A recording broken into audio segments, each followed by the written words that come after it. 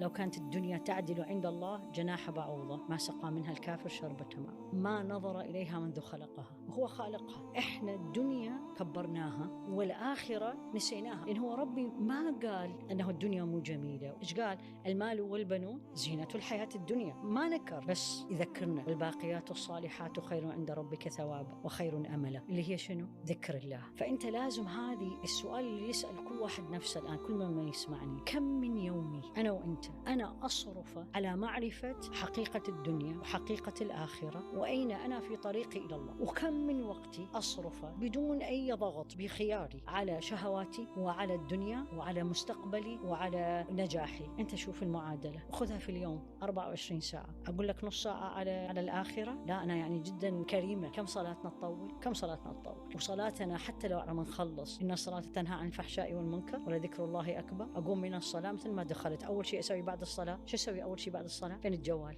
وش راح أدور في الجوال؟ إيش في السوشيال ميديا؟ وأنا تنهى عن الفحشاء والمنكر. فهي الفكرة وهي كلها مربوطة. لو أعرف حقيقة الدنيا وأعرف أنا إيش قدر أبقى فيها، وقبل كل أعرف ربي وخالقي، الموازنة تتوزن. آية هذه الآل عمران جميلة. زين للناس كل شيء نحبه في الدنيا. زين للناس حب، كلمة حب الشهوات، حطها شهوات. إيش هي يا ربي؟ زين للناس حب الشهوات من النساء والبنين والقناطير المقنطرة من الذهب والفضة والخيل المسومة والأنعام والحرث. طيب إيش قال؟ ذلك متاع الحياة الدنيا، يعني ما قال هي سيئة، متاع الحياة الدنيا. طيب وبعدين بعدها قل أنبئكم بخير من ذلكم. كل هذا حلو جميل وشهوات والناس تحبها، فربي يعرفنا. أنبئكم بخير من ذلكم، أقول لكم أحسن من هذا الفوق كله للذين اتقوا عند ربهم. إيش يا ربي؟ كل شيء نحبه مقابله جنات تجري من تحتها الأنهار. طيب ما يخالف، بس وأنت قلت لي حب النساء والبنين وأزواج مطهرة، وبعدين يجمعها كلها ورضوان ضغط بخياري على شهواتي وعلى الدنيا وعلى مستقبلي وعلى نجاحي. أنت شوف المعادلة وخذها في اليوم 24 ساعة. أقول لك نص ساعة على الآخرة؟ لا، أنا يعني جدا كريمة. كم صلاتنا تطول؟ كم صلاتنا تطول؟ وصلاتنا حتى لو على ما نخلص إن الصلاة تنهى عن الفحشاء والمنكر ولذكر الله أكبر. أقوم من الصلاة مثل ما دخلت، أول شيء أسوي بعد الصلاة شو أسوي؟ أول شيء بعد الصلاة